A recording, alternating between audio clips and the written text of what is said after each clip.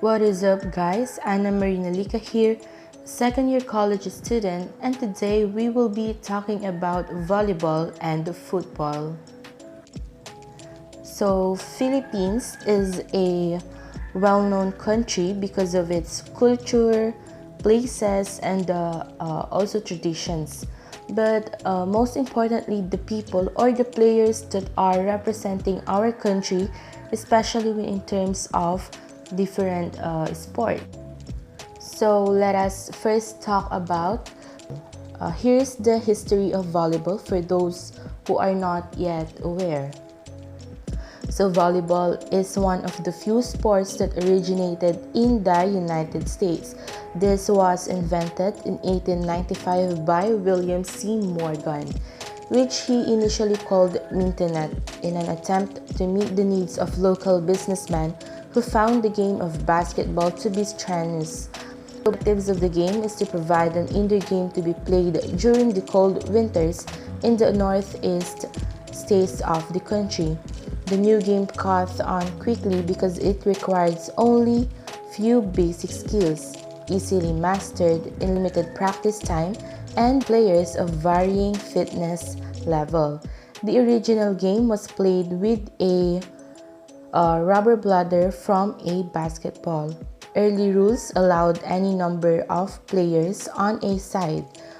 However, in 1896, the game was changed by Alfred Housestead, who, after viewing a game, felt volleyball would be a more suitable name due to the volleying characteristics of play.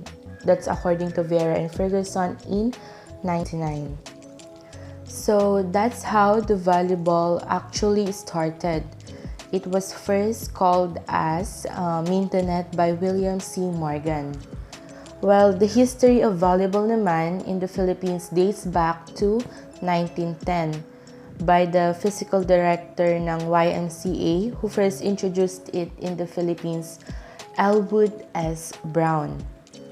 And with that, doon na nag-start maglaro yung mga tao ng volleyball. And before, naglalaro din sila sa kanilang backyard. And uso na rin yung beach volleyball. Sa beach volleyball, we have mga players din doon like Jude Garcia, Cherry Rondina, or also known as Cici Rondina during her college days, and Bernadette Pons, meron din. And before, tinatari pa raw nila yung net nila sa mga puno since kulang-kulang tayo sa equipments. But luckily, ngayon, kompleto naman na and talagang namamayagpag yung volleyball pagdating sa larangan ng sports. Of course, we also have some notable players like Denise Michelle Lazaro, or also known as Denden Lazaro from the Ateneo de Manila University. But then, graduate na siya. So ngayon, member naman siya ng volleyball team na Chocomucho Flying Titans.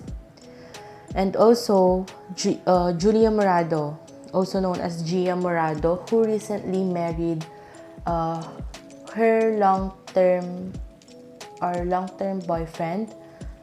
Kaya ngayon siya na ay si Gia Morado de Guzman. From Ateneo din siya actually.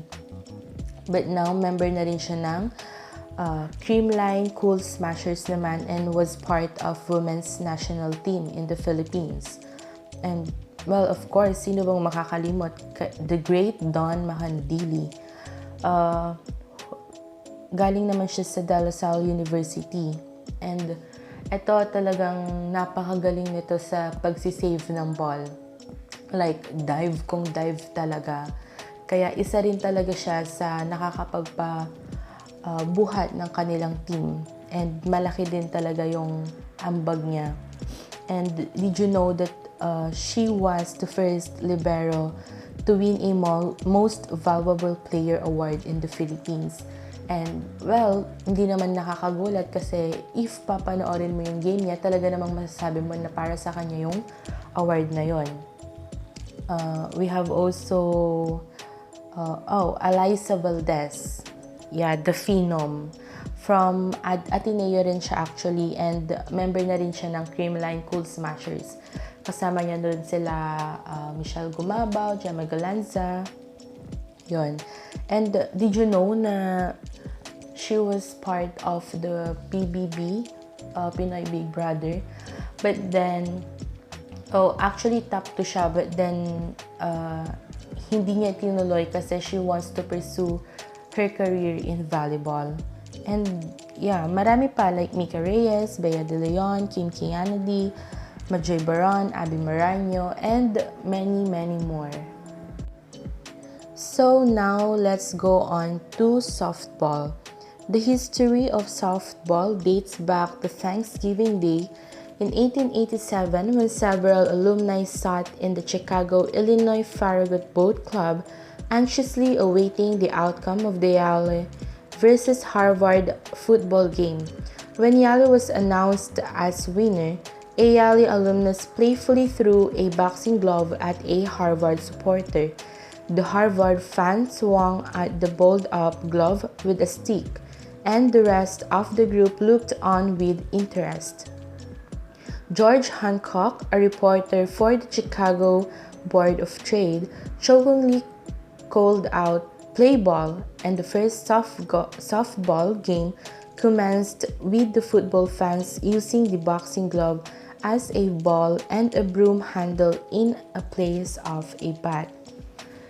So that's how the softball started pala.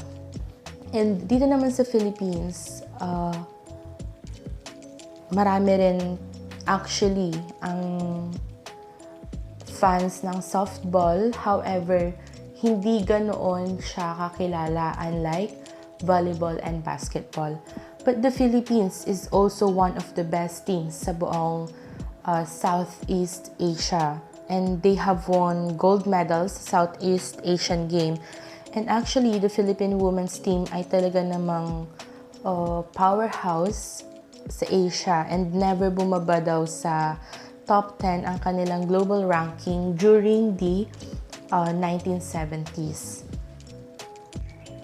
We also have some notable players here.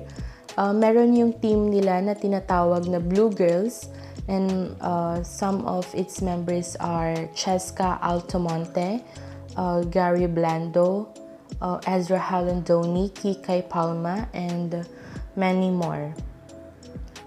However, volleyball is more popular than softball, maybe because of its lack of equipments and also yung field na rin na paglalaroan. Kasi sa volleyball, you really need a very spacious field. Talagang napakalawak ang kailangan mo rito.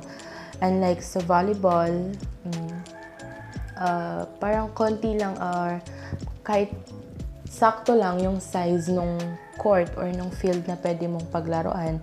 Pwede kang maglaro sa beach unlike volleyball or unlike softball. You can't play at the beach kasi talagang kailangan ng takbo-takbo talaga doon and all. And yeah, but there are still people who plays softball naman. And I think we just really need konting appreciation pa sa game na ito. Para kaya na rin niyang makipagsabayan sa other sports. Konting appreciation lang and mga sponsors from other group kagaya ng pag-i-sponsor nila sa volleyball and softball. And sana mas lalo pang ma-promote, especially yung mga nasa higher position, mga different companies or organization para, mas makilala pa siya and mas marami pa tayong players na mai-represent sa other countries. So that is it, guys. Again, this is Anna Marie Nalica, and thank you for listening. See you on the next episode of my podcast.